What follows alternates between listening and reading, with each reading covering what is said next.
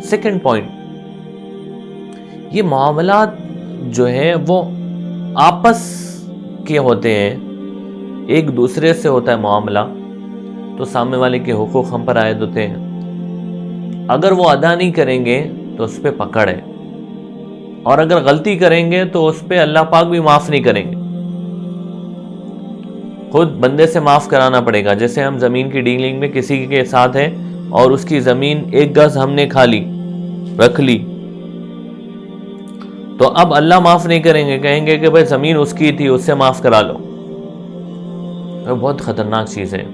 اس لیے حدیث کے اندر آتا، مسلم شریف کی حدیث ہے، آپ علیہ السلام نے ارشاد فرمایا کہ کل قیامت، آپ نے سوال کیا، پوچھا کہ بتاؤ مفلس کون ہے، غریب آدمی کون ہے؟ اگر ہم سے سوال کرے تو ہم کیا جواب دیں گے؟ صحابہ نے بھی وہی جواب دیا۔ صحابہ نے کہا کہ بھائی غریب آدمی ہو جس کے پاس پیسے نہیں ہے، جس کے پاس مال نہیں ہے، جس کے پاس حیثیت نہیں ہے، کچھ نہیں ہے، وہ آدمی فقیر ہے، غریب ہے۔ تو آپ نے فرمایا نہیں، میری امت کا غریب آدمی، مفلس آدمی یہ نہیں ہے جس کے پاس پیسے نہیں ہے، میری امت کا مفلس آدمی، غریب آدمی وہ ہے جو اللہ کے سامنے کل حشر کے میدان میں آئے گا اور بہت نیکیاں لے کر آئے گا، بہت نیکیوں کے پہاڑ لے کر آئے گا، اور لیکن کیا ہوگا؟ کسی کا حق دبایا ہوگا، کسی کے پیسے ڈبا لیے ہوں گے، کسی کی زمین لے لی ہوگی، کسی کو گالی دیا ہوگا، تو اللہ کیا کریں گے؟ ایک ایک کو بلائیں گے اور اس کی نیکیاں اٹھائیں گے، اس کو دیتے جائیں گے، اس کی نیکیاں اٹھائیں گے، اس کو دیتے جائیں گے، ساری نیکیاں اس کی ختم ہو جائے گی۔ تھا تو نیکیوں کے اعتبار سے بڑا مالدار، لیکن ساری نیکیاں ختم ہو گئی۔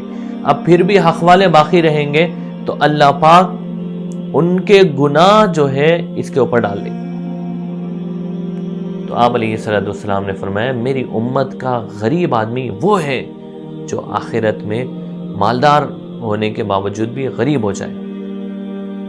تو اس لیے آپسی یہ جو معاملات ہے اس کی بڑی اہمیت ہے۔ آج اگر اس کو صحیح نہیں کریں گے تو کل قیامت میں نیکیوں کے ذریعے سے صحیح کرنا پڑے گا، ورنہ گناہ لے کے اس کو صحیح کرنا پڑے گا۔ اس لیے اہمیت کے ساتھ معاملات کو بیان کیا گیا ہے۔ تھرڈ پوائنٹ سمجھے آپ، معاملات جو ہے صحیح ہوتی ہیں تو عبادات مقبول ہوتی ہیں، عبادتوں کی قبولیت معاملات پہ ہے۔ حدیث ہے مسلم شریف کی، صحیح حدیث ہے کہ آپ علیہ السلام نے فرمایا، اگزامپل کے طور پہ حدیث بتا رہا ہوں میں، کہ ایک آدمی سفر کر کے حرم گیا، مشقت کے ساتھ، گرمی میں، دھوپ میں، سواری پہ سفر کر کے اس کے بال پراگندہ ہے، اس کے کپڑے خراب ہو گئے، اور وہ جا کے بیت اللہ کے اندر حرم میں اور اللہ سے دعا کر رہا ہے، اے اللہ میرا فلاں مسئلہ، دعا کر رہا ہے۔ آپ علیہ السلام نے فرمایا کہ اس کا کھانا حرام، اس کا پہننا حرام، کوئی دعا قبول نہیں ہوگی۔ یعنی معاملات میں تھوڑا سا غلطی کرا، اس وجہ سے اتنی محنت کرنے کے بعد بھی اس کی عبادت قبول نہیں ہو رہی، دعا قبول نہیں ہو رہی۔ بہت اہم پوائنٹ ہے۔ آپ یہ ساری عبادتوں کی قبولیت معاملات کی درستگی پہ، تو اس لیے معاملات صحیح ہونا بہت ضروری ہے۔ تھرڈ پوائنٹ ہے، آپ نے اس کو سمجھ لیا ہوگا۔ فورتھ پوائنٹ یہ ہے کہ معاملات جب صحیح ہوتے ہیں نا تو شریعت کہتی ہے کہ ہماری جو سوشل لائف ہے، اجتماعی زندگی ہے، وہ خوشگوار ہو جاتی ہے، اس کے اندر محبتیں پیدا ہوتی ہیں، اس کے اندر ایک سکون کی کیفیت ملتی ہے۔ آدمی جب سوتا ہے تو اس کو ٹینشن نہیں ہوتا کسی کا، باہر نکلتا ہے تو 10 لوگ اس کو دیکھ کے خوش ہوتے ہیں، کیونکہ اس کے معاملات صحیح۔ معاملات خراب ہیں تو 10 لوگ اس سے ناراض ہوتے ہیں۔ تو معاملات کی خرابی پر یہ سوشل لائف پوری آدمی کی خراب ہو جاتی ہے، اور معاملات اچھے ہوتے ہیں تو یہ سوشل لائف، اجتماعی زندگی اس کی درست ہوتی ہے۔ تو اس لیے بھی معاملات بڑی اہمیت کے ساتھ اسلام میں بیان کیے گئے۔ یہ 4تھ پوائنٹ ہے۔ 5th اور لاسٹ پوائنٹ یہ ہے معاملات کی اہمیت کو سمجھنے کے لیے کہ معاملات جب صحیح ہوتے ہیں تو اس پر اجر و ثواب ملتا ہے آدمی کو، اور جنت کے اعلیٰ درجات ملتے ہیں اس کو۔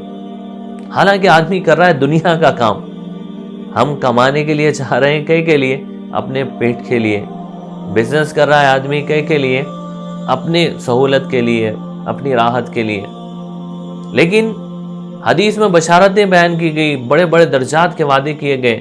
آپ علیہ السلام نے فرمایا التاجر الصدوق الامین مع النبیین والصدیقین والشہداء والصالحین، سچا امانت دار تاجر یہ انبیاء، صدیقین، شہداء کے ساتھ ہوگا۔